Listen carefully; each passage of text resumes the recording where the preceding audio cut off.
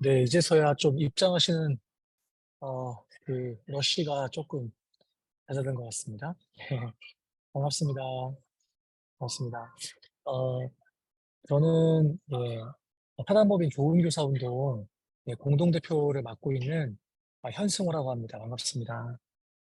네, 원래부터 아유 박수 쳐주시고 고맙습니다. 원래부터 그 사단법인 좋은교사 운동이라는 단체의 공동대표를 맡고 있고요. 저도 여러분들처럼 초등교사입니다. 초등교사를 한 20년 넘게 근무를 했고요. 아, 제주도에서, 전 제주도에 근무하고 있거든요. 네, 제주도에서 초등교사로 20년 넘게 근무를 했고요. 올해부터 이제 좋은교사 운동에 고용휴직이 되어서 지금 일을 하고 있습니다. 어, 혹시 여기 제주 분 계신가요? 제주? 전국 각지에서 신청해 주셨거든요, 정말? 잘 안 보이네요. 광주 분 계신가요, 광주? 네. 네. 혹시 안 하셔도 됩니다. 제가 지금 광주에 와 있습니다. 네, 저는 지금 출장 때문에 또 광주에 와 있는데, 광주에 한 지금, 이 충장로에 있는 한 스타벅스에서 지금 이렇게 접속해서 여러분께 인사드리고 있습니다. 어, 저희 좋은교사 운동은, 어, 연수 시작하기 앞서서 간단하게 제가 인사드리고 연수 시작하려고 하는데요. 우선은 이렇게 신청해주신 선생님들 너무너무 감사드리고요. 저희 조은교사 운동은 전교조나 교총이나 좀 이런 단체들과 다르게 여러 개의 전문 모임과 또 회원단체로, 회원단체 연합으로 이루어진 그런 교사단체입니다. 음, 저희 그 전문 모임 중에 배움 찬찬이라는 그 연구회가 오랫동안 좀 활동을 했는데요. 저희 배움 찬찬이 연구회에서 어, 아이들의 한글 문해력 또 아이들의 읽기 유창성 이런 부분에 많은 노력과 연구들을 해왔어요. 여러분 잘 아시는 뭐 학교에서 보신 탄탄 한글이라든가 그다음에 읽기 자신감 등등이 모두 저희 배움 찬찬이 우리 선생님들의 어떤 어, 노력과 수고를 통해서 이루어진 거거든요. 예. 어, 제가 좋은교사 지금 대표서가 아니라 제가 좋은교사 대표가 아닐 때에도 사실은 저희 좋은교사 운동의 배움 찬찬이가 어, 우리나라 이런 한글 문해 교육에 어떤 한 획을 그었다. 그렇게 어, 좀 생각을 하고 있는데 또 저희 이번에 하고 있는 지금 이 프로젝트도 그 배움 찬찬이 연구회 함께 지금 3년째 이어오고 있어요. 저희가 이제 후원에 의해서 이루어지고 있는 단체다 보니까 저희의 어, 이런 활동을 그 기아대책이라는 이제 국내 사업팀에서 저희를 또 좋게 모시고 또 후원을 해주셔서 이 사업을 같이 협력적으로 좀 운영할 수 있게 되었고요. 혹시 작년이나 재작년에 참여하셨던 분 계신가요? 계시면은 소박하게 소원 한 번만 들어주실 수 있나요? 작년에 재작년에. 예. 감사합니다. 역시 고맙습니다. 네. 하셨던 분들이 또 이렇게 하셨던 많은 분들이 저희한테 이거 또 언제 하느냐, 원래 하는 거 맞냐 좀 이런 문의들을 많이 좀 해오셨어요. 저희가 이번에 약간 행정적인 것 때문에 좀 늦어지는 바람에 그렇게 문의도 많이 해 오셨는데 사실 지금 저희가 하는 게 무슨 교육청에서 따로 여러분께 수당을 드리는 것도 아니고 함에도 불구하고 읽기와 또 수학을 합쳐서 100여 명이 넘는 선생님들이 전국 각지에서 또 신청을 해주셨습니다. 만약에 저희가 이 사업을 뭐 교육청에 공문 게시를 올렸다면 아무도 관심을 갖지 않으셨을 수도 있는데 이렇게 관심 갖고 신청해 주셔서 너무 감사드리고요. 앞으로 40일 동안 아이들하고 이런 따스한 그런 교실을 만들어 갔으면 좋겠습니다. 앞에 좀 서두가 길었습니다. 제가 앞에 그 입이 마르게 칭찬했던 우리 조교사 운동의 배움 찬찬이 연구회에 요즘 정가희 선생님 들어와 계시는데요. 우리 정가희 선생님 께서 이 따스함 어떻게 또 활용할 수 있는지 좀 강의해 주시도록 하겠습니다. 우리 어, 정가희 선생님 모시도록 하겠습니다. 아, 네, 안녕하세요, 선생님들. 아이고, 어, 학교에서 열심히 일하시고 또 이렇게 좋은 사업을 함께 하기 위해서 연수까지 참여해 주셔서 너무 감사드립니다. 먼저 오늘은 저희가 관련된 내용들 같이 화면 보면서 이야기해 보도록 할게요, 선생님들. 아, 네. 화면 잘 보이시나요? 아, 예, 감사합니다. 자, 그러면 먼저 좋은 교사 운동 배움 찬찬히 연구회에서 이렇게 저는 활동하고 있는 교사 정가희고요. 선생님들께 오늘은 읽기 유창성 관련된 이 프로젝트의 전체적인 필요성과 그리고 아이들에게 유창성이 어떤 의미를 가지는지 그리고 이 프로젝트를 할 때 꼭 필요한 읽기 사전 진단이나 아니면 이 따스한 교재 활용 방법에 대해서 전체적으로 말씀을 좀 드리도록 하겠습니다. 먼저 종교사에서 하는 이 유창성 프로젝트가 어떤 것인지에 대해서 선생님들께서 먼저 알아주셨으면 좋겠는데요.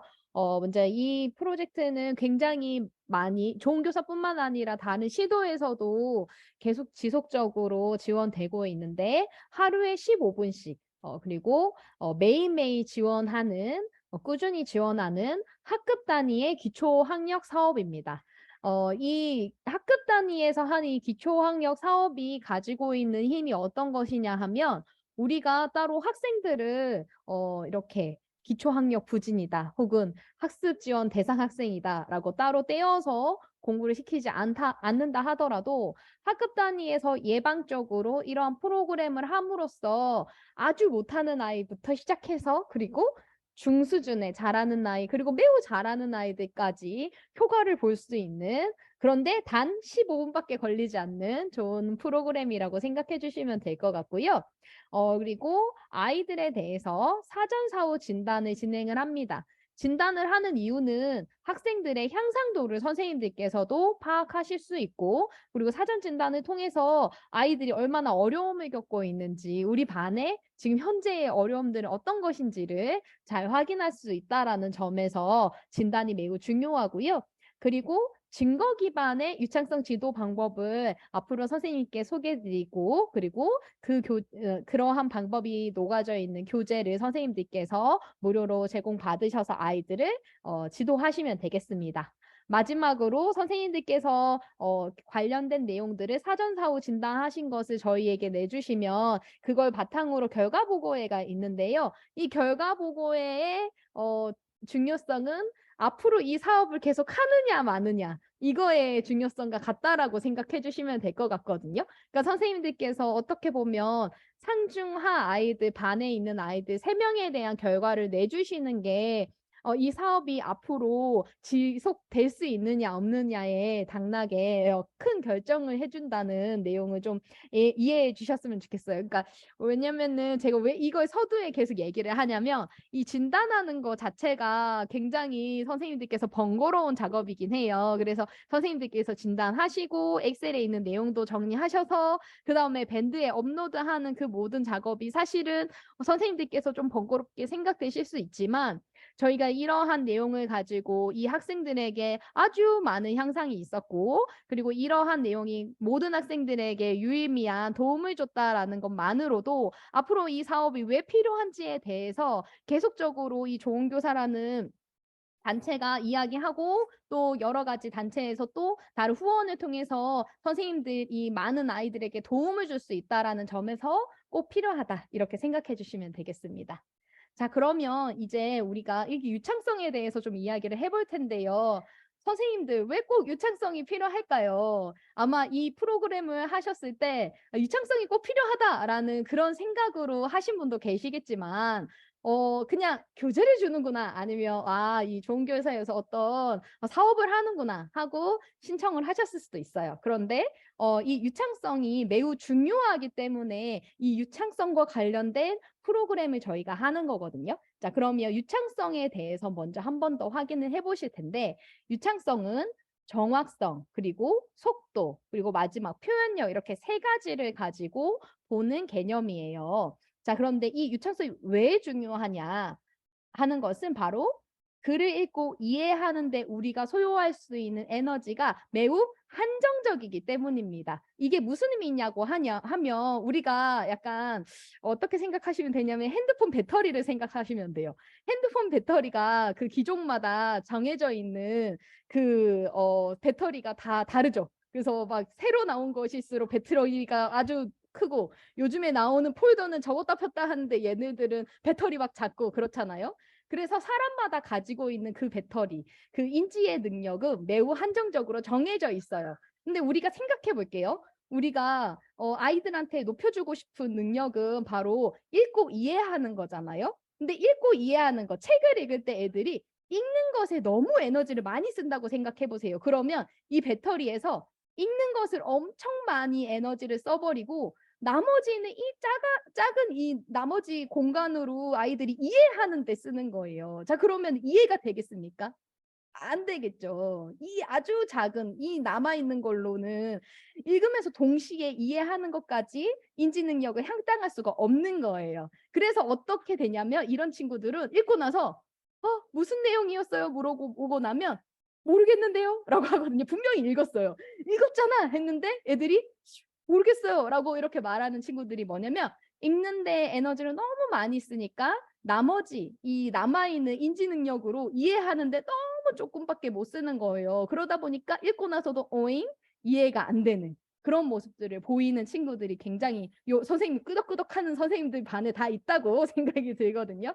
그렇습니다. 그래서 우리가 이 유창성을 높여준다는 건 뭐냐면 이 배터리의 효율성을 아주 높여주는 거거든요. 그게 뭐냐면 읽는데 에너지를 최소한으로 쓰게 해주는 거예요. 그래서 읽고 나서 자기가 가지고 있는 배경 지식이나 어휘력으로 이해하는 것을 훨씬 더 높여주는 이 효율성을 높여주는 게 바로 읽기 유창성을 높여주는 거예요. 그러니까 읽기 유창성을 높여준다는 건 뭐냐면 읽는데 에너지가 거의 안 들게 아주 조금만 에너지를 쓰게 함으로써 엄청 수월하게 읽게 함으로써 결과적으로 이해하는데 훨씬 더 많은 에너지를 분배할 수 있도록 돕는 것입니다. 그래서 사실은 이 유창성 하나만으로도 아이들이 읽고 나서 이해하는 능력이 많이 높아지는 것을 볼 수 있습니다. 그래서 우리는 이 읽기 유창성을 매우 필수적인 그런 아이들이 앞으로 읽고 이해하는데 매우 필수적인 그런 기능이라고 생각을 합니다. 결과적으로 읽기 유창성은 많은 노력을 들이지 않고도 빠르고 정확하게 감정을 실어서 글을 읽을 수 있게 하는 능력으로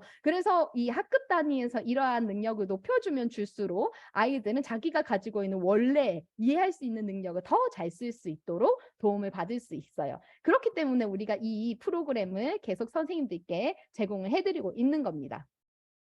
그 읽기 유창성에 대한 부분들은 이 읽기 이해에 관련된 여러 가지 이 발달 단계에 따라서도 더 집중해서 볼 수 있습니다. 그래서 저희가 읽기 이해에 관련된 부분들을 정리를 할 때 이런 집 모양으로 정리를 하거든요. 그래서 이 집 모양으로 조금 정리하는 것을 설명을 좀 드려보겠습니다. 원래 우리가 아이들에게 읽고 이해하는 능력, 이 지붕에 해당하는 이 능력을 높여주고자 하는 게 우리의 목적이잖아요, 선생님들. 그래서 이 목적을 위해서는 무엇이 필요하냐? 바로 물론 이 아래에 있는 부분들도 있겠지만 이것은 어느 정도 이제 되었다고 생각을 했을 때 아주 중요한 게 이 양 옆에 있는 기둥 부분이겠죠. 그래서 이 기둥 부분을 보실게요. 먼저 낱말읽기가 있습니다. 그러니까 아이들이 한글을 읽을 수 있느냐 없느냐가 바로 이 낱말읽기 부분에 대한 내용이라고 생각하시면 될 것 같고요. 그리고 이 언어 이해력과 관련된 부분은 우리가 아이들이 선생님들 잠시만요.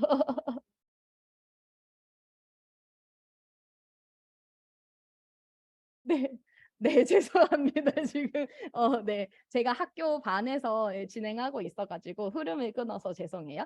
그래서 낱말읽기 부분은 한글을 읽을 수 있느냐의 부분이고 언어의 이해력은 저희가 아이들이 이해하는 능력을 위해서 필요한 어휘력이라든지 배경 지식을 말을 합니다. 근데 보시면 원래는 이 낱말읽기와 언어 이해력의 곱셈이 바로 읽기 이해력이라고 하는 그런 읽기 이론들이 있었는데요. 나중에 생긴 것이 뭐냐면 이 중간에 들어가 있는 이 글읽기 유창성입니다. 이게 바로 이 연결다리 역할을 함으로써 중요하다라고 이야기를 하고 있고요. 아까 제가 설명드린 것처럼 아이들이 읽었어요. 그런데 읽고 나서 이해가 잘 안 돼요. 이유는 뭐냐면 읽는데 너무 많은 에너지를 쓰기 때문에 언어 이해력의 에너지를 분배하지 못해서 나중에 읽고 나서도 이해하는 데까지 에너지를 쓸 수 없다는 그런 모습들이고요. 결과적으로 그렇기 때문에 최근에 가장 많이 이야기가 되고 있는 게 이러한 부분들에서 도움을 줄 수 있는 게 바로 유창성이다. 그래서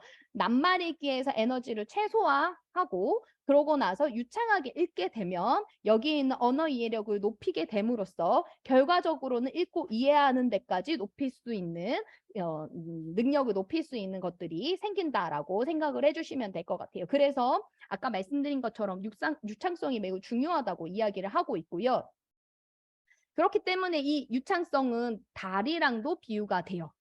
그래서 단어 읽기에서부터 읽기 이해가 되려면 이 다리에 해당한 읽기 유창성이 많이 발달을 해 있어야 되고요. 근데 만약에 이 유창성이 되어 있지 않으면 다리가 잘 건설이 돼 있지 않는 거죠. 다리가 건설이 돼 있지 않으면 단어 읽기는 할 수 있지만 읽기 이해력까지 넘어갈 수 없다라고 이야기하는 게 이 읽기 유창성에서 매우 중요하다라고 하는 부분이고요. 그리고 유창성에서 하고 있는 이 다리에 두 가지 다리가 있죠. 바로 자동성과 운율성입니다. 이 자동성은 아이들이 힘을 들이지 않고 읽는다는 점에서 자동적으로 읽는 거. 이게 되게 중요한 것이고요. 운율성은 의미 단위로 끊어서 읽는다라는 점에서 운율성이 중요합니다. 근데 저희가 진단을 할 때는 이 운율성까지는 모두 다 질적으로 확인하기 어렵기 때문에 주로 이 자동성까지를 확인하고 있습니다.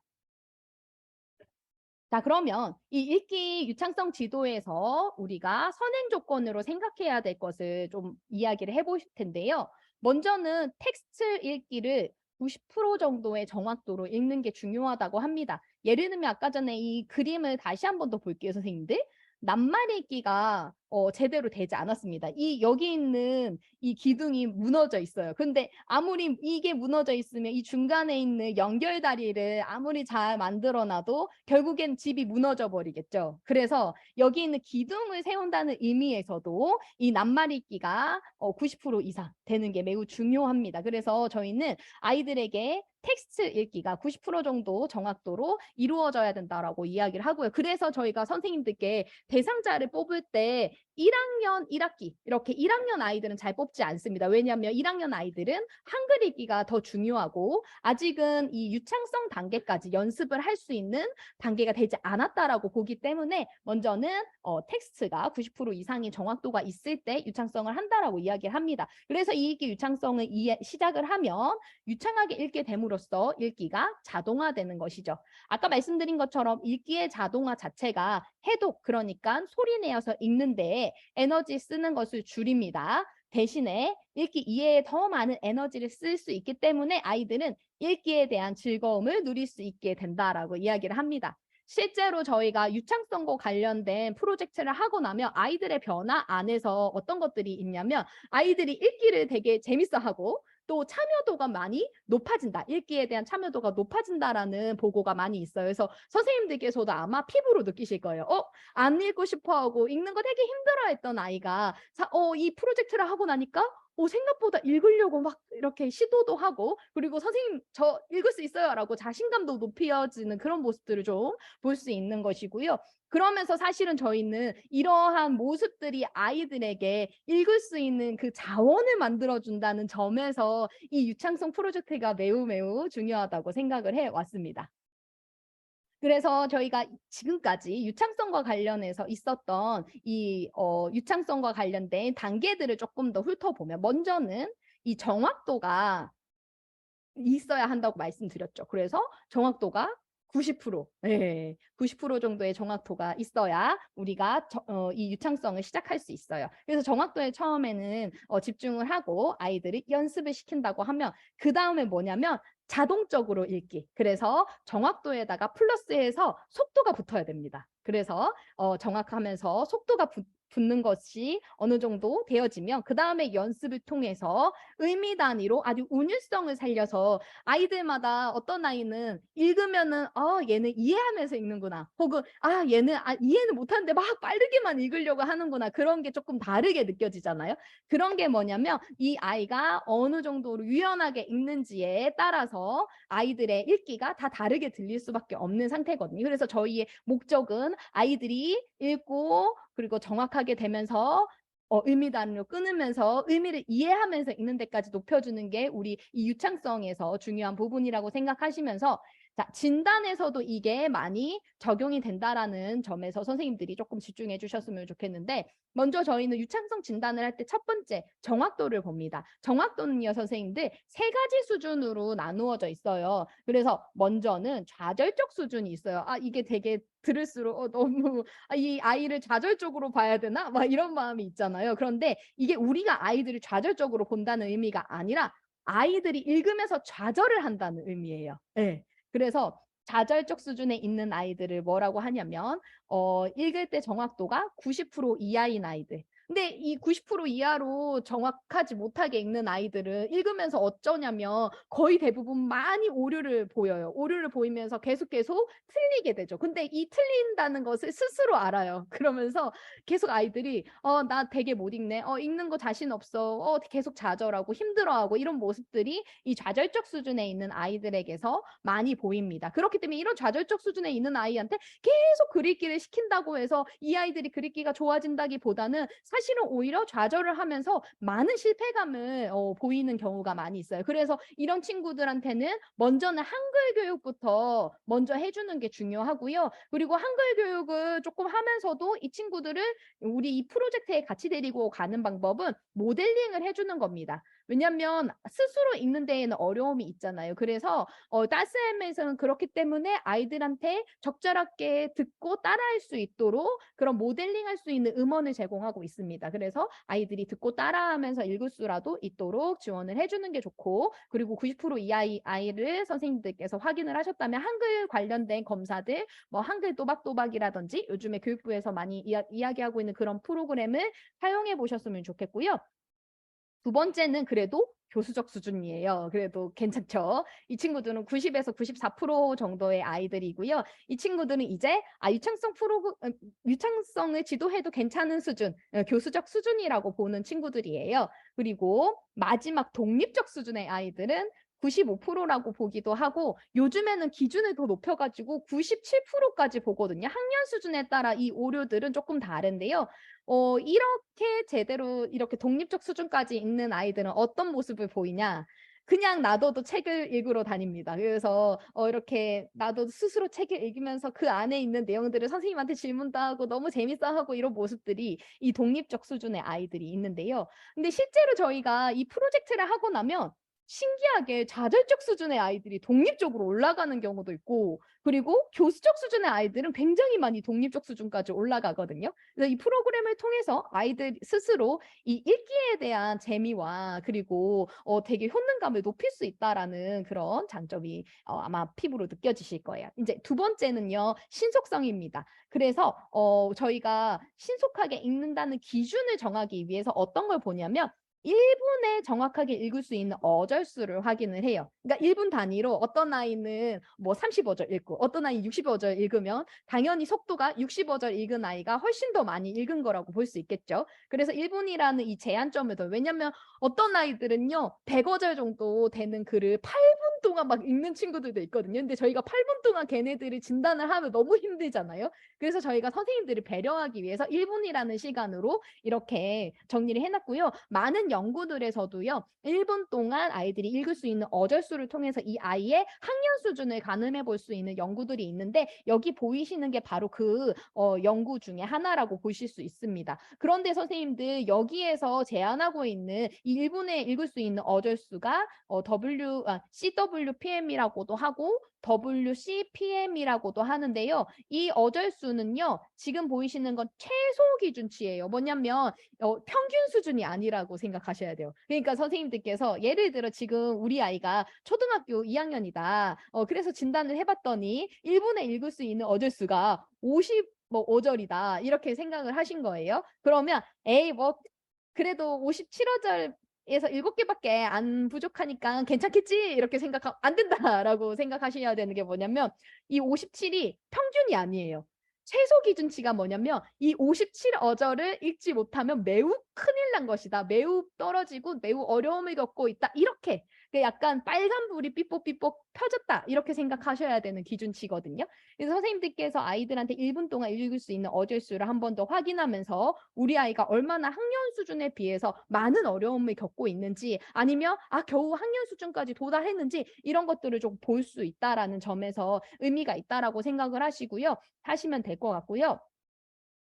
그리고 이 오류율 같은 경우에도 보시면 아까 전에 제가 95% 정도의 오류율을 이야기해 드리면서 95% 이상이면 독립적 수준이라고 설명드렸는데 여기 보시면은 최소 기준치인데도 불구하고 초등학교 1학년 말에 벌써 아이들이 6% 정도의 오류, 그러니까 94% 정도는 정확하게 읽고 있는 것을 볼 수 있어요. 그러니까 사실은 이 오류 같은 경우에도 95% 이하인 아이들이 거의 없거든요. 그러니까 이 오류도 굉장히 크게 보셔야 돼요. 우리 관대하게 보는 것보다는 이런 유창성에 대한 진단을 하시고 나서 굉장히 약간 빡빡한 눈으로 아이들을 봐야만 아이들의 어려움을 잘 알고 그 아이들을 빨리 도와줄 수 있거든요. 그래서 이런 부분에서 어려움들이 보인다라고 하시면 어떻게 판단해 주시면 되냐면 이런 미도달 수치를 확인을 하시면서 이 친구가 학년 수준은 물론 뭐 3학년이지만 혹은 뭐 2학년이지만 한글에 어려움이 없는지를 확인해 주시는 게 중요해요. 근데 뭐 선생님들께서 어떤 부분에서 아이들한테 속을 수 있냐면요.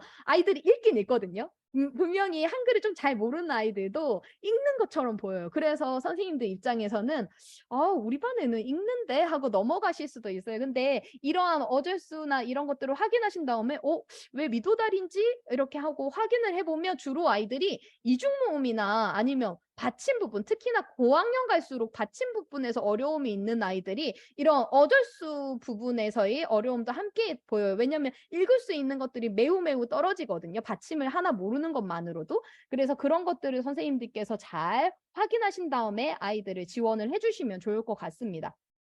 그리고 마지막이 바로 운율성인데요. 이 운율성은 아까 말씀드린 것처럼 의미 단위로 적절하게 끊어 읽을 수 있는지를 확인하는 거예요. 1수준부터 4수준까지인데요. 보시면은 1수준은 감정을 실려 읽지 못하고 자연스럽게 읽지 못하는 그런 모습들을 봅니다. 조금 더 낮은 수준이죠. 그런데 4수준으로 가면 어떤 모습들을 보이냐면 글을 자연스럽게 감정을 실어서 텍스트의 의미에 맞게 이렇게 읽는 것이에요. 그러니까 아까 말씀드린 것처럼 어떤 아이들은 읽는 데에 급급해가지고 읽는 아이들, 그런 친구들은 1수준. 그렇지만 어떤 아이들은 읽으면 막 구연동을 하는 것처럼 목소리도 막 높낮이도 바꾸고 그리고 뭐 의미 단위로 이렇게 잘 띄어 있기 때문에 무엇을 읽고 있는지 바로바로 이해가 될 수 있게 읽는 아이들이 있습니다. 그런 친구들이 4수준이라고 볼 수 있는데요. 근데 이 감정을 실었다 안 실었다로 우리가 이걸 수량화하기가 너무 힘든 거예요. 어떤 선생님은 싫은 것 같은데 4 이러고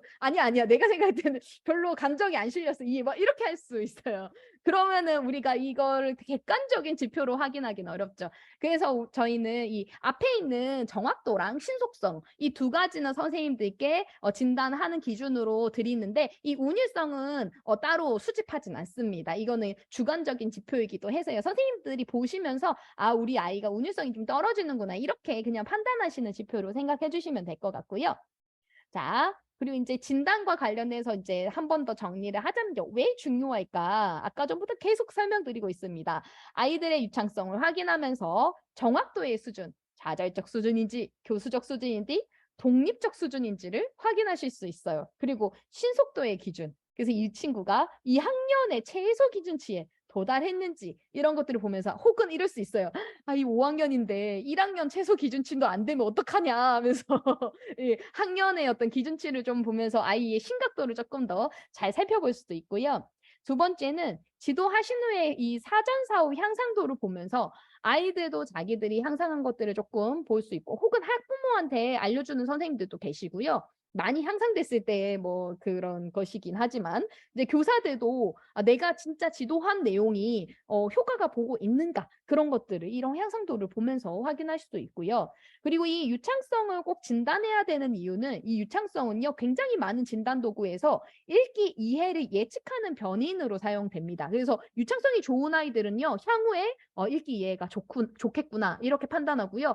유창성이 많이 안 좋으면 아유 얘는 읽기 이해에도 좀 어려움이 있겠네 이렇게 판단하는 지표로 볼 수도 있거든요. 그래서 우리가 그런 것들을 미리 확인하면 추후에 이 아이의 학력 지원이 어떻게 필요할지 그런 것들도 조금 예견해 볼 수 있는 지표를 사용할 수 있으니까 도움이 되실 겁니다.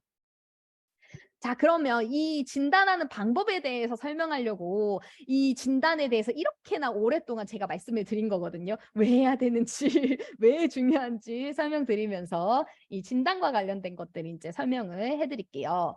자, 학급 단위로 아이들한테 지도를 해 주시는데 모든 학생들 다 하시면 어려우니까 저희가 상학생, 중학생, 하학생 이렇게 한 명씩 선생님들께서 고르신 다음에요. 총 3명에게 사전 진단을 진행을 해 주시면 되는데 이 상중하는 저희가 기준을 가지는 게 아니고요. 교사들이 판단하는 거예요.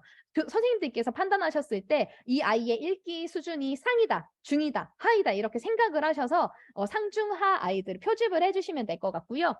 이렇게 사전 검사를 진행을 하셔서 네이버 카페가 아니고 밴드입니다. 죄송해요.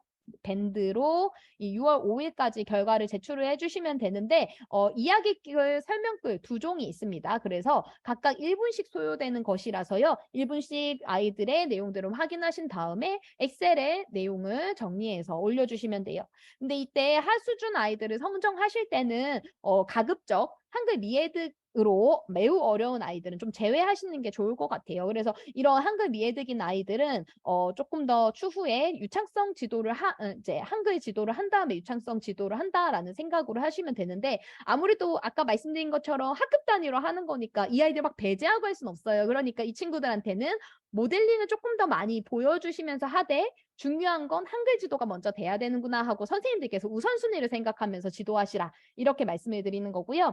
진단의 방법을 다시 설명드리자면 먼저 진단지가 있습니다. 이거는 원래 따스함이라는 교재 안에 들어가 있는 이야기글, 설명글에 해당하는 검사 도구인데요. 이게 아직 선생님들 중에서 혹시 책을 다 받으셨나요? 책 받은 분만 손 한번 들어 주시겠습니까? 네, 그럴 줄 알았어요. 예. 그 책이 아직 안 갔을 거라고 생각했기 때문에 이 진단지를 저희가 밴드에 조금 탑재를 할 거고요. 그래서 선생님들께서 이 진단지를 뽑으셔서 우선에는 검사를 하시면 되는데 주의하실 점은 이 진단지가 이 따스함이라는 검사 도구 내에 있는 거 그러니까 검사가 아니고 따스함이라는 교재 내에 있는 거라서 이 진단지를 다른 데에 유포하시면 살짝 문제가 되실 수 있어요. 왜냐하면 저작권이 있기 때문에. 그래서 선생님들의 이 사후 진단만을 위해서 사용해 주시고요. 이때 이 진단지를 내려받으신 이후에 1분 동안만 진단을 해주시면 되는데 그냥 간단합니다. 1분 동안 아이들한테 지문을 읽게 하고요. 교사는 타이머를 켜놓거나 아니면 그냥 녹음기를 켜놓으시면 녹음기에 시간이 가는 게 다 보이거든요. 그래서 선생님들께서 1분이 되면 녹음을 딱 이렇게 중단하면서 그만 이렇게 하신 다음에 정리를 해주세요. 그러고 나서 결과는 선생님께서 녹음하신 걸 다시 들으시면서 해도 되고요. 아니시면 선생님들께서 아이들이 읽는 동안 되게 느리게 읽는 아이들 같은 경우에는 들으시면서 동시에 채점을 하셔도 되긴 하거든요. 근데 이제 그런 경우가 있어요. 선생님, 저 몇 점이에요? 막 이렇게 궁금해가지고 읽다가 계속 확인하는 그런 아이들이 있을 수도 있어서 저는 만약에 가능하시다면 녹음을 하신 다음에 나중에 채점하시는 것을 추천드려요. 그리고 그거에 대한 내용을 엑셀에 결과로 정리하신 다음에 밴드에 업로드해 주시면 되고요. 그리고 중재를 시작하기 전에 사전 진단을 하시는 게 중요합니다. 왜냐하면 우리가 아이가 이렇게 성장하는 모습이 중재 때문인지 아닌지를 확인해야 되기 때문에 사전 진단은 중재를 하기 전에 하는 것을 조금 고려해 주셨으면 좋겠습니다. 자, 그러면 이제 진단지를 보면서 어떻게 하는지를 조금 보시면 좋을 것 같은데 먼저는 요렇게 아이들한테 새 친구라고 하는 이 지문이 있거든요. 그래서 선생님이 시작 이렇게 하면은 제목부터 읽게 하고요. 제한 시간을 1분 정도 주도록 합니다. 그래서 아이한테 이제 시작하면 읽으세요 하는데요. 지금 이 아이가 읽는 거 한 번만 들어보실게요.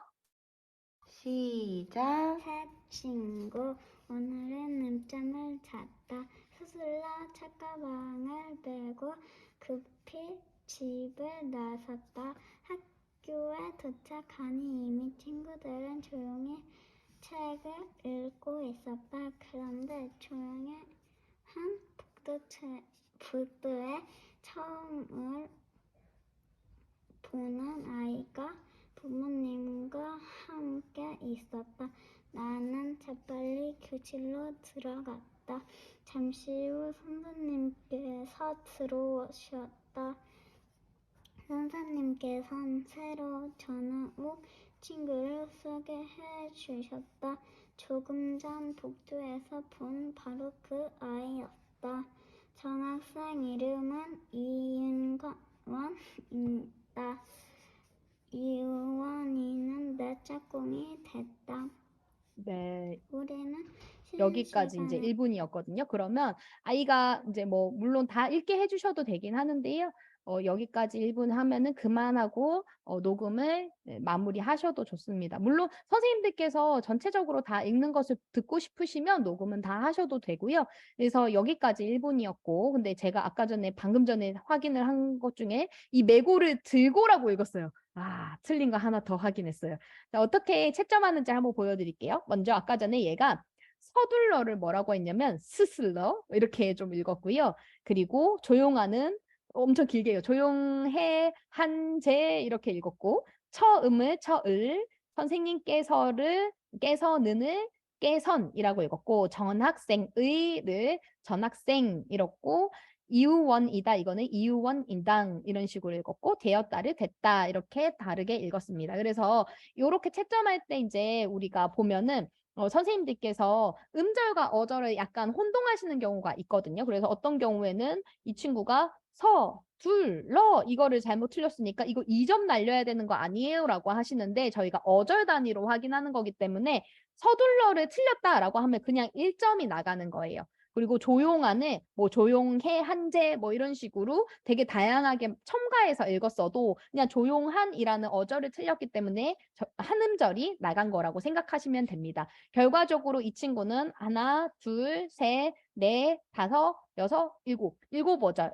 그리고 아까 전에 제가 확인 못했던 메고라는 것을 들고라고 읽었기 때문에 8어절을 틀렸다라고 생각하시면 됩니다. 8어절을 빼면 이 친구는 결국 92, 아니죠. 얘가 다 읽은 게 이게 아니니까 8어절을 뺀 거라고 생각하시면 되고 얘가 지금 총 몇 개를 읽었죠? 57어절을 읽었잖아요. 그러니까 57에서 틀린 거 빼시면 돼요. 그러면은 8 빼면 되죠. 그러면은 이렇게 결과가 나오게 됩니다. 근데 뒤에를 이제 엑셀을 한번 보여드릴게요. 이 친구 같은 경우에는 귀요미랑 친구인데 귀요미가 60초를 읽었어요. 근데 57어절 중에 7개를 틀렸다고 하면 여기에 읽은 어절 수 57, 그리고 잘못 읽은 거 7개. 그냥 이렇게만 적어주시면 됩니다. 뺄셈은 따로 안 하셔도 되고요. 어차피 저희가 나중에 뺄셈이나 이런 것들은 자동적으로 산출될 수 있도록 하면 되시고요. 그리고 이 실시한 날짜들을 정리해 주시고요. 뭐 특이사항 같은 경우에는 뭐 다문화라든지 뭐 특수교육 대상자가 될 수도 있고요. 뭐 여러 가지 아이의 배경 정보에 대한 것들이 혹시나 있으면 적어주시고 없으면 그냥 비워두셔도 상관이 없습니다. 그래서 그런 것들을 조금 생각하시면서 해주시면 될 것 같고요. 자, 그 다음에 이제 오미자라고 하는 네, 맞아요. 네. 제가 채점을 조금 조정을 해야 되는 부분이 있을 것 같아요, 앞으로. 자, 그래서 읽기 유창성 진단과 관련해서 방금 전에 한 것이 이야기글이었고요. 그 다음이 이제 설명글에 대한 것들이고 설명글도 똑같습니다. 그래서 아이한테 자, 선생님 시작하면 제목부터 읽어라고 한 다음에 제목부터 선생님이 어절수를 확인을 하시면 되고요. 이 친구 같은 경우에는 지금 여기까지 읽었어요. 그러면 총 몇 개를 읽은 거죠? 총 45어절 중에 한 어절을 덜 읽었죠. 그러니까 44어절을 읽었다. 이렇게 생각하시면 됩니다. 거기에서 틀린 어절 수가 하나, 둘, 셋, 넷, 다섯, 여섯, 일곱. 7개 틀렸구나. 이렇게 확인을 해주시면 될 것 같고요. 자, 그래서 이렇게 확인을 해주시면 되고, 이제 아까 전이랑 똑같이 여기 새 친구까지는 방금 전에 57에 7, 그리고 설명글 오미자 같은 경우에는 44어절 중에서 7개 틀렸다라고 해가지고 이렇게 정리를 해주시면 될 것 같아요. 이게 선생님들 생각보다 이 어절수에 대한 것들은 듣는 사람에 따라 좀 달라요. 그래서 물론 아까 전에 제가 몇 가지 빼뜨린 게 있긴 했거든요. 그런데 선생님들 이 유창성과 관련된 진단 도구를 만드시는 분들도 2명이 무조건 이 신뢰도를 확인을 합니다. 왜냐면 이 듣는 사람에 따라 유창성은 좀 다르게 확인하는 경우들이 좀 채점을 할 때 좀 다르게 채점이 되기도 하고, 어떤 사람은 이거 맞게 들렸는데 어떤 사람은 이거 잘못 들린 것 같은데 이렇게 얘기하는 경우도 있어서요. 그래서 검사자 간 신뢰도들을 확인할 정도로 그런 좀 이견이 있지만, 그래도 선생님들께서 하신 것을 모두 다 저희가 신뢰하고 검사 결과를 이제 확인을 받도록 할 거고요. 이러한 사전 진단을 하신 다음에는 밴드에다가 선생님들께서 올려주시면 되는데, 이제 뭐 선생님들께서 속해 있는 초등학교 학년, 그리고 사전 검사 자료 이런 것들을 조금 넣으셔가지고 진행을 해주시면 될 것 같습니다. 자, 이렇게 사전 진단을 하신 선생님들께서는 이제 이 교재를 받으시고 아이들을 직접 가르치시면 되는데요. 읽기 유창성에서 가장 중요한 것은요. 물론 이러한 증거 기반의 지도 방법도 있지만 매일매일 꾸준히 하는 게 진짜 중요합니다. 그래서 뭐 일주일은 막 열심히 하셨다가 일주일은 좀 쉴까 이렇게 하시면 절대 안 되고요. 계속 뭔가 이 가랑비에 옷 젖는 것 같은 그런 효과를 내주시는 게 이 유창성 지도 방법에서 중요한 부분이고요. 효과적으로 유창성을 연습하는 방법으로 먼저는 소리내어서 읽는 것이 있습니다. 그래서 이러한 방법들을 지도와 소리내어 반복 읽기라고 하여서 반복하여서 여러 번 읽도록 하는데요. 소리내어서 같은 글을 반복하여서 읽도록 하고, 그리고 즉시 피드백을 제공을 하는데 이러한 내용들이 좀 추가된 내용으로 이 따스함과 관련된 전체 프로그램 순서를 조금 보실게요. 그래서 따스함은 아까 전에 말씀드린 것처럼 우선은 아이들이 반복적으로 여러 번 읽을 수 있도록 기회를 제공해요. 하지만 이때 그냥 스스로 바로 읽게 하는 것이 아니라 들으면서 첫 번째 읽도록 하고요. 두 번째는 한 문장씩 아이들이 따라 읽을 수 있도록 이런 내용들을 제공을 합니다. 그래서 한 문장씩 따라 읽을 때 먼저 교사의 음원이 먼저 나와요. 그래서 어른의 소리로 먼저 읽어준 다음에 아이의 소리가 바로 뒤이어서 나오거든요. 그래서 뒤이어서 나온 아이의 소리를 듣고 친구들이, 우리 반 학생들이 그 소리를 따라서 읽을 수 있도록 맞춰 읽기를 진행을 하고요. 그 다음에 함께 읽기를 진행을 할 때 이때 이제 번갈아 가면서 읽는 것들이 나옵니다. 그래서 함께 읽기, 한 명이 읽을 때 다른 학생이 잘 읽었는지 선생님의 역할을 하면서 피드백을 해주는 거예요. 그래서 이게 학급 단위가 가능한 거거든요. 왜냐면 즉각적인 피드백을 해줄 때 이게 교사가 다 막 모두 돌아가면서 피드백을 하거나 할 수 없잖아요. 그래서 두 명씩 짝을 지어서 그렇게 역할을 수행하면 된다고 얘기를 해주셨고요. 그리고 스스로 읽기는 마지막에 진행이 됩니다. 그래서 함께 읽기를 하면서 해주셔도 되고요. 근데 만약에 이게 아이들 반 특성에 따라서 함께 읽는 게 좀 어렵다라고 판단이 되시면 그것을 스스로 읽기로 바꾸셔서 진행을 해주셔도 돼요. 그래서 소리내어서 읽는 부분들은 이런 이제 지문을 보면서 아이들이 제공을 하게 되는데, 전체 지문을 조금 보시면 좋을 것 같은데 소리내어서 읽고 그 다음에는 확인하기 문제들을 풀고요. 그리고 쓰기 문제들로 특히 이 음소 수준 쓰기를 합니다. 그래서 보시면 이게 하얀색이잖아요. 그래서 여기에 비어있는 것을 얀하고 넣어서 완성하여서 읽도록 하고요. 이것도 분홍색이니까 분 밑에 있는 받침 은 소리를 넣어서 분홍색, 이렇게 받침 니은을 넣는 그런 쓰기들을 제공하고, 이거는 받침에 따라서 그리고 여러 가지 내용에 따라서 조금 다르게 다 제공을 하고 있습니다.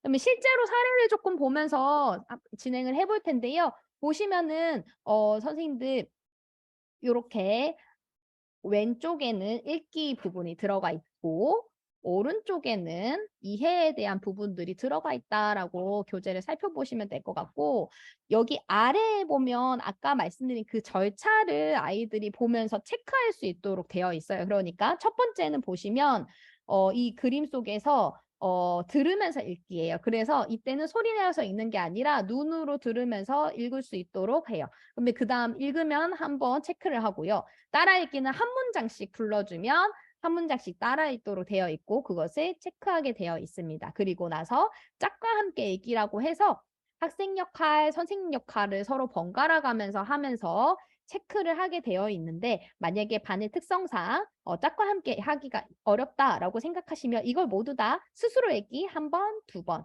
이런 식으로 체크하게 하시면 되고 마지막으로 스스로 읽기가 있고 그것을 체크하도록 합니다. 그러니까 결과적으로 아이들이 읽을 수 있는 횟수가 몇 번 정도 되죠?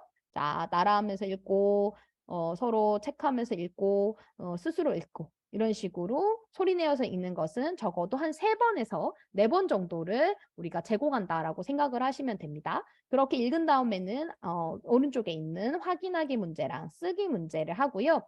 그리고 여기 보시면 도전하기 이 부분이 있는데 이 도전하기 부분은 사실은 이게 선택사항이라고 볼 수 있어요. 왜 넣었냐 하면 이러한 여러 가지 연습을 진행할 때 아이 스스로 내가 처음에 한 번도 들으면서 읽지 않고 스스로 읽었을 때의 시간이랑 그리고 연습을 하고 나서의 시간을 봤을 때 연습하고 나서 이러한 내용들이 최대한 이렇게 줄어들었다. 내가 다만 10초라도 내 기록이 줄어들었다. 이런 것들이 아이들한테는 아주 큰 그 동기가 되거든요. 그래서 그런 부분들 안에서 이제 필요하다라고 생각해 주시면 될 것 같고요. 음성을 한번 들으면서 진행을 해 주실 건데 제가 한 번만 이것을 보여드릴게요.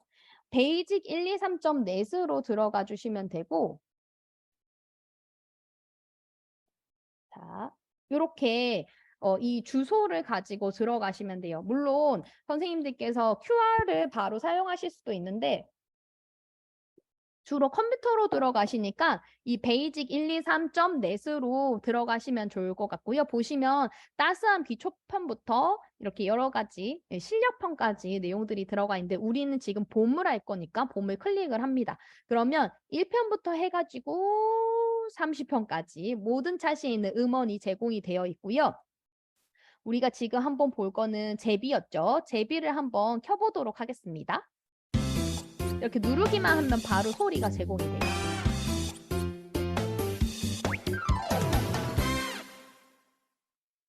선생님이 들려주는 것을 잘 들으면서 소리 내지 말고 눈으로 읽으세요. 제비 지지배배 지지배배 제비 울음소리가 들리면 사람들은 봄이 되었다고 느꼈어요. 따뜻한 남쪽 나라로 날아갔던 제비가 봄이 되면 우리나라로 돌아오기 때문이죠.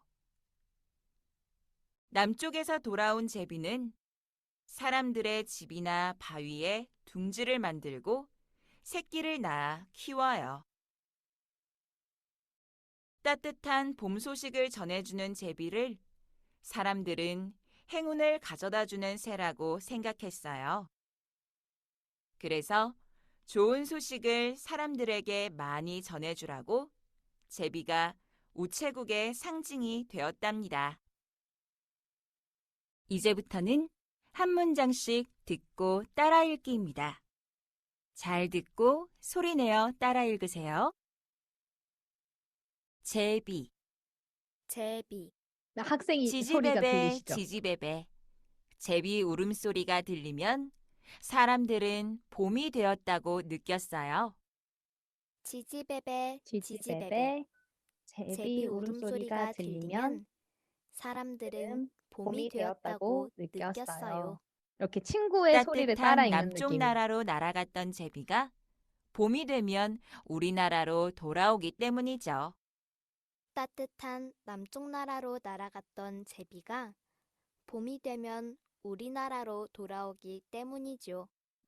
남쪽에서 돌아온 네, 제비는 여기까지만 듣도록 사람들의 하겠습니다. 집이나 바위에 둥지를 만들고 새끼를 낳아 네, 이렇게 하고 제일 마지막 소리만 한번 들어볼게요. 다음 페이지에 확인하기 문제를 풀어보고 잠깐만요. 되었답니다.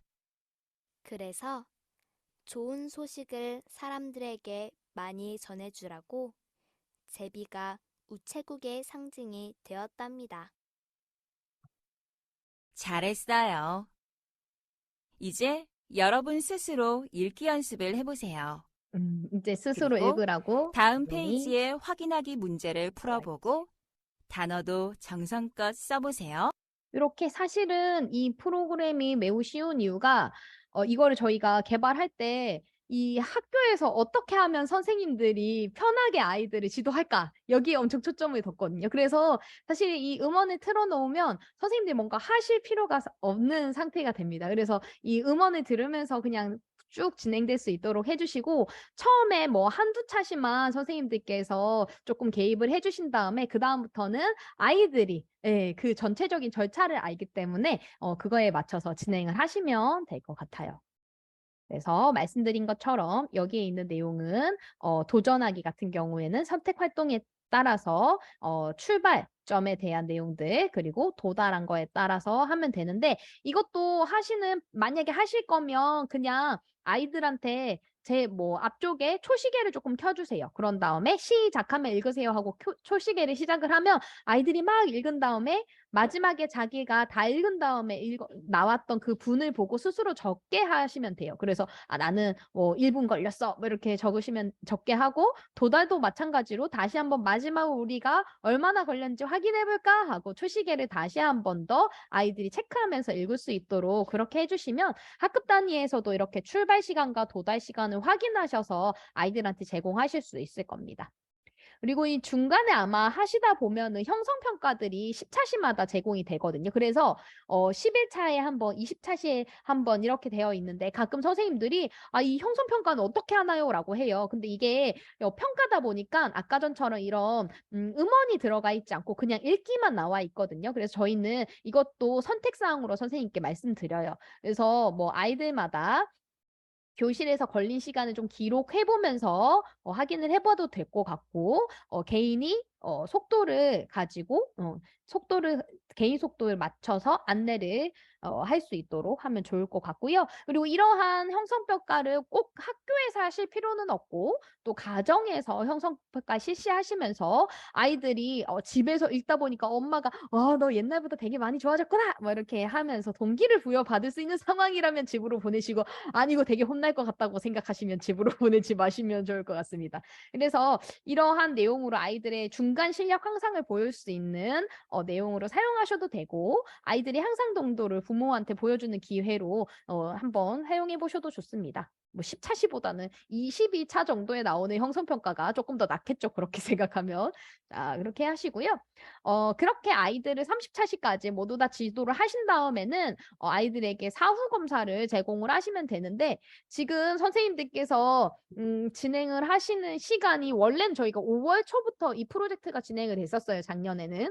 근데 이제 지금은 거의 6월 초잖아요. 그래서 거의 선생님들께서 사후 검사하는 시간이 한 달 정도밖에 남지 않았습니다. 그래서 한 달 정도면 결국에는 하루에 한 페이지씩이라도 한 차씩이라도 아이들한테 제공하지 않으면 30차시를 다 모두 다 하기 힘든 상황이긴 합니다. 그래서 그런 것들을 유념하셔서 사후 검사하기 전에 내가 모두 다 이 내용을 끝마치려면 하루에 한 번씩 한다라는 생각으로 아이들한테 제공을 해주시면 좋을 것 같고 그 사후 검사의 내용은 새 친구와 오미자 앞에서 보신 그 사전 진단이랑 똑같은 검사 도구로 진행을 해주시면 됩니다. 그래서 이 사전 검사는 시기가 7월 13일에서 19일 정도라고 생각을 하시면 되고요. 아이들 학사 일정이나 여러 가지에 따라 뭐 7월 13일에 하셔도 되고요. 아니면은 아이들을 중재하다 보니까 너무 늦었어 하면은 최대한 중재를 하시고 마지막쯤에 아이들을 검사를 해 보셔도 되겠습니다. 그래서 검사에 대해서 쓰시는 것도 거의 대부분 아까 전에 사전이랑 똑같은데 다른 점이 뭐가 있냐면 이 중재 횟수가 있어요. 그래서 저희가 선생님들의 향상도를 볼 때 만약에 시간이 너무 부족해 가지고 20차시 이렇게 하신 경우와 30차시 하신 경우에 따라서 조금 아이들의 향상도를 좀 달리 볼 수 있는 부분도 있어서 그런 것들 때문에 중재 횟수를 조금 더 추가적으로 적어 달라고 사후 검사에서는 정리를 해 놓았습니다. 그래서 사전 사후와 같은 경우에는 요렇게 하시면은 나중에 이 향상도에 대한 부분이 셀 하나가 더 있는데 거기에 자동적으로 들어간다라고 생각하시면 돼요. 그래서 따로 뭐 삭제하시거나 할 필요도 없고 여기에 따로 적지 않으셔도 자동 입력이 됩니다. 마지막으로 작년에 있었던 검사 전체 결과에 대한 것들 한번 확인해 드릴 텐데 작년도 그렇고 이번에도 그렇고 계속 이 프로젝트에 대한 결과 보고에는 있을 예정이고요. 작년에는 말씀드린 것처럼 5월 2주차부터 진행될 수 있도록 이렇게 조금 빨리 진행이 됐었어요. 작년에 이제 55학급 100개 학급을 신청을 받았고 24회기 정도의 평균 지도 횟수가 나왔고요. 그리고 한 165명 정도의 사전 사후가 모였습니다. 이번 해도 잘 부탁드릴게요, 선생님들. 자, 여기 보시면 아까 말씀드린 것처럼 이 따스한 봄으로 진행을 됐었고요. 많은 선생님들께서 아이들과 함께 이렇게 활동을 해주셨어요. 근데 이제 아까 말씀드린 것처럼 이렇게 이제 진행된 학급 같은 경우에는 아이들이 서로 번갈아 가면서 교사와 학생 역할을 하기 어려웠겠죠. 아마 이 학급은 코로나가 너무 심해서 이렇게 따로 앉아서 진행이 됐던 것 같고 이렇게 두 명이서 붙어 있는 경우에는 번갈아 가면서 읽기가 가능하겠죠. 그래서 교사 역할, 학생 역할 이렇게 번갈아 가면서 진행하는 학급 여러 가지 모습들이 다 있었습니다. 그래서 이렇게 대도시부터 해서 읍면 지역까지 많이 진행이 됐었고 교육 환경이 취약한 아이들이 거의 49% 정도 많이 어려운 아이들이 이렇게 진행을 했었는데요. 특히 2학년 아이들이 가장 많았었고 특수학급도 이렇게 들어가 있었습니다. 그래서 저희가 이 CWPM이라고 하는 1분당 읽을 수 있는 어절수를 확인을 했는데요. 그때도 이제 평균적으로 9어절에서 10어절까지 많은 향상을 보였었고 통계적으로 봤을 때 사전 사후의 변화량이 모두 다 유의하게 통계적으로 유의하게 향상된 것으로 나타났었습니다. 자, 그리고 특히 여기에서 제일 많은 향상도를 보였던 아이들이 물론 상 아이들도 향상을 했었고 중 아이들도 향상을 했었는데 하 아이들이 많은 향상도를 보였었고요. 근데 상중하가 모두 다 이렇게 많은 향상을 보였기 때문에 이 프로젝트 자체가 더욱더 의미가 있었다라고 볼 수 있고요. 그리고 오류율, 그러니까 정확도에 대한 부분들도 확인했을 때 오류가 많이 줄어든 것을 볼 수 있습니다. 그래서 이 이야기글과 성명글 모두 다 2에서 4어절까지 이렇게 오류율이 줄어들었었고 통계적으로 유의한 향상을 보인 것을 볼 수 있었습니다. 아이고.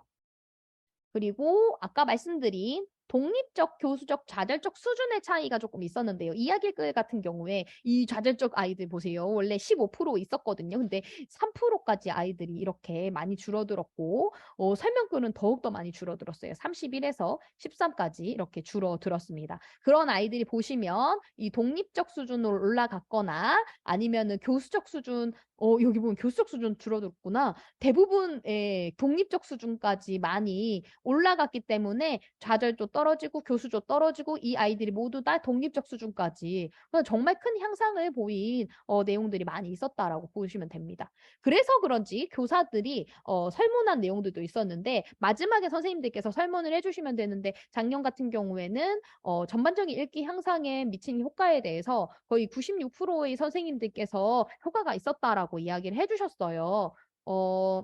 그리고 많은 선생님들께서 읽다 보니까 계속 속도도 빨라지고 정확도도 높아졌다라고 이야기해 주셨고 특히나 아까 말씀드린 것처럼 우리가 유창성을 하는 이유는 바로 이 유창성 플러스 이해력이 높아지는 걸 보기 위해서인데 아이들의 유창성과 이해력이 함께 올라갔다라는 것을 이야기를 해 주셨었고요. 그리고 아이들이 읽기에 있어서의 시간을 즐거워하고 자신감이 올라갔다라는 이야기도 많이 해주셨습니다. 그래서 결과적으로 반 전체의 아이들의 읽기에 그런 향상도도 볼 수 있고 아이들이 읽기에 대해서 보이는 여러 가지 그 자신감을 높일 수 있는 것들이 되게 좋았고요. 다 같이 교재를 통해서 배우는 연습을 할 수 있어서 좋았고 다양한 글의 종류를 소리내어서 꾸준히 읽을 수 있는 거 또박또박 글을 읽을 수 있는 거 그리고 어떤 친구들은 발음 교정까지 도움이 되었다라고 얘기하고 있습니다. 이게 아무래도 성우들이 정확한 발음으로 음원으로 읽어주는 것이었기 때문에 도움이 되었다라고 볼 수 있습니다. 자, 지금까지 선생님들 제가 전체적인 프로젝트 관련된 것들을 이야기해 드렸어요. 그래서 사전 사후 검사와 관련된 거, 그리고 따스한 교재를 활용하는 방법에 대한 것들을 이야기 드렸고요. 선생님들께서 밴드에 가입하신 후에 사전 사후 검사지를 조금 다운받으시고, 그리고 엑셀 파일로 그 검사지에 어떤 내용들을 넣어야 하는지 아마 보시면 사실 어렵지 않습니다. 1분 동안만 검사하시고 거기 있는 내용들만 정리해 주시면 되고요. 선생님들의 참여도에 따라서, 그리고 아이들의 그런 내용들을 알려주심에 따라 앞으로도 이 여러 가지 좋은 프로그램이 계속 더 많이 확산되느냐 아니면은 여기에서 그만하느냐 이런 것들이 결정이 되기 때문에 선생님들께서 많이 도움 주셨으면 좋겠습니다. 이제 퇴근 시간이 거의 다 돼 가네요. 선생님들 끝까지 함께 해주셔서 너무너무 감사드리고요. 선생님들의 좋은 이런 여러 가지 시도들이 아이들에게 정말 도움이 될 거라고, 그리고 도움이 될 수 있기를 기도하겠습니다. 너무 감사드립니다.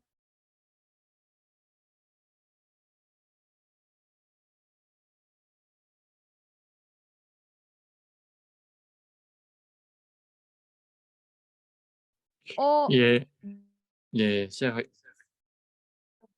제 패드가 지금 갑자기 먹통이어서 핸드폰으로 마이크를 하고 있는데 잘 들리시는지 모르겠습니다.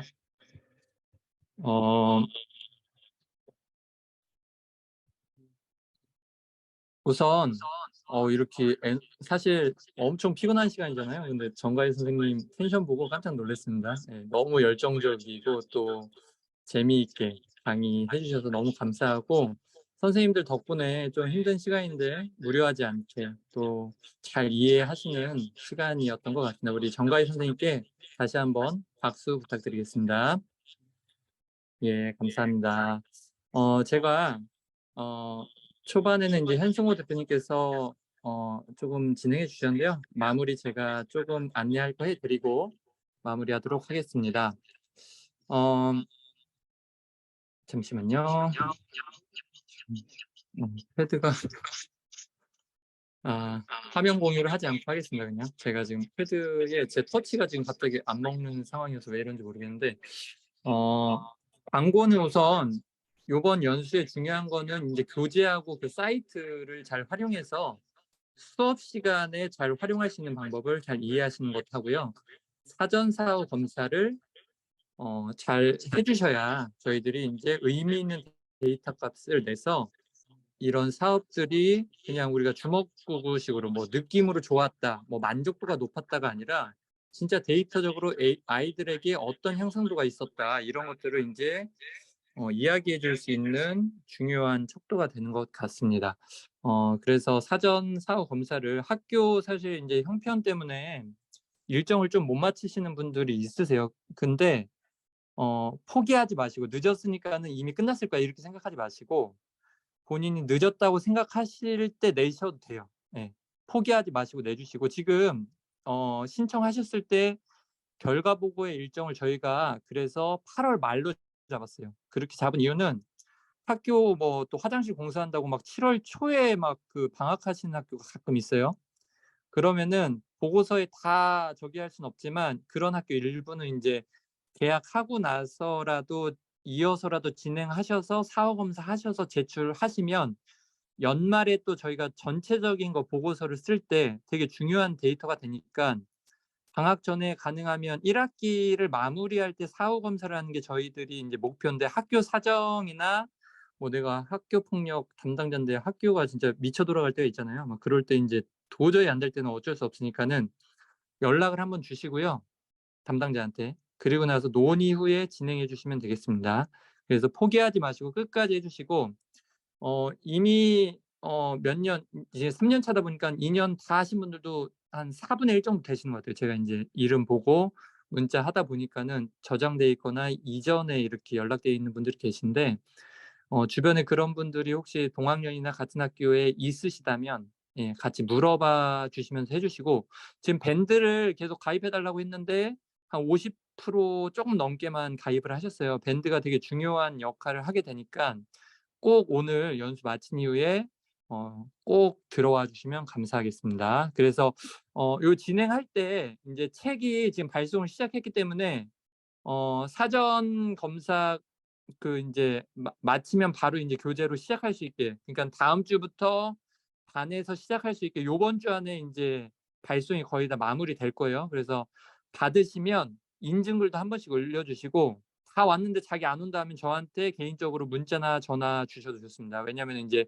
사람이 하는 일이다 보니까는 출판사 쪽에서 보내실 때도 누락되거나 건수가 안 맞거나 이럴 수 있기 때문에, 혹은 뭐 본편이 가야 되는데 다른 편이 간다거나 이런 게 있으면은 바로 연락을 주시면 감사하겠습니다. 그다음에 학생들 사진이나 영상 혹은 본인이 하면서 의미 있는 지점이라고 느끼는 부분을 마지막에 가서 이렇게 하시려고 하지 마시고, 그냥 저희들만의 안전한 공간이니까요, 글이나 사진이나 영상으로 그때그때 했던 시행착오나 보람된 지점, 아니면은 좀 이거 너무 의미 있었다 싶은 지점들은 밴드에다가 간략하게 일기나 메모식으로 써주시면 서로에게 도움이 돼요. 예, 그리고 그런 자료들이 합산돼서 저희들이 결과 보고회나 추후에 저희들이 이제 보고서를 작성할 때도 도움이 되기 때문에 좋은 의미로 이렇게 올려주시면 되고, 아이들 초상권이 조금 뭐 좀 걱정된다면 뭐 옆모습을 찍는다거나 뭐 마스크 쓴 애들만 좀 이렇게 읽는 거 이렇게 찍어서 올려주시거나 이렇게 해주셔도 좋을 것 같습니다. 네, 지금 아까 이제 그 채팅창에 어, 질문들이 조금 올라왔었어요. 혹시 정가희 선생님이 채팅창에 질문 보시다가 어, 대답을 해드려야 되는데 못 해주신 게 있다 시면은 거기에서 좀 메모를 해주셨다가 밴드에 이렇게 글로 조금 답변을 좀 주시면 좋을 것 같습니다. 특별히 이제 질문 사항이 없으시면 오늘 사전 연수는 여기에서 마무리하도록 하겠습니다. 네, 너무 감사드리고요. 앞으로 한 8주 정도 열심히 같이 달려보도록 하겠습니다. 우리 서로 박수 치시면서 마무리하도록 하겠습니다. 감사합니다.